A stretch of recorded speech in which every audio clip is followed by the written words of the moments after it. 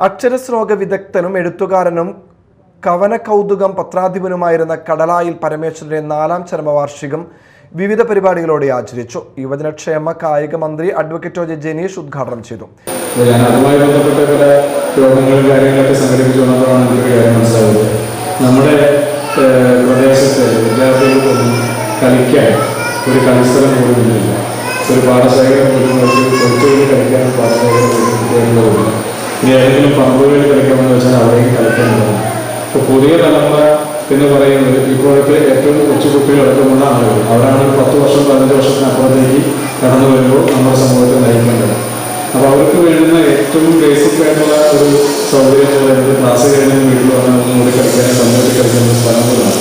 അപ്പോൾ അങ്ങനെ ഒരു സ്ഥലം പോലും ഇല്ലാത്ത ഒരു കാലത്തിലാണ് നമ്മുടെ തലമുറ വളർന്നുപോയത്. അപ്പോൾ അതിലൊരു പ്രധാനപ്പെട്ട പ്രശ്നം ഇവർക്കിടയിൽ വലിയ എനർജിയുള്ള പ്രായമാണ്, വലിയ ആരോഗ്യമുള്ള ക്ഷീണമില്ലാത്ത നല്ല എനർജിയുള്ള പ്രായമാണ്. ആ സമയത്ത് ഓടിക്കളിക്കാനും പന്തേറ്റി കളിക്കാനും സ്ഥലമില്ലാതാകുമ്പോൾ സ്വാഭാവികമായിട്ടും അവരുടെ ആ ഒരു എനർജി മറ്റു പല രീതികളിലേക്കും അത് ഡീവേറ്റ് ചെയ്ത് പോകുന്നത് കാഴ്ചപ്പാടായിട്ട് കാണുന്നു.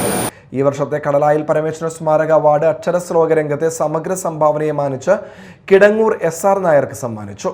പൊയ്യ ഗ്രാമപഞ്ചായത്ത് പ്രസിഡന്റ് ഔസേപ്പച്ചൻ ജോസ് അധ്യക്ഷത വഹിച്ചു. രാജീവ് നമ്പീശൻ, EP രാജീവ്, ദേവാമൃത് എന്നിവരെ ചടങ്ങിൽ ആദരിച്ചു.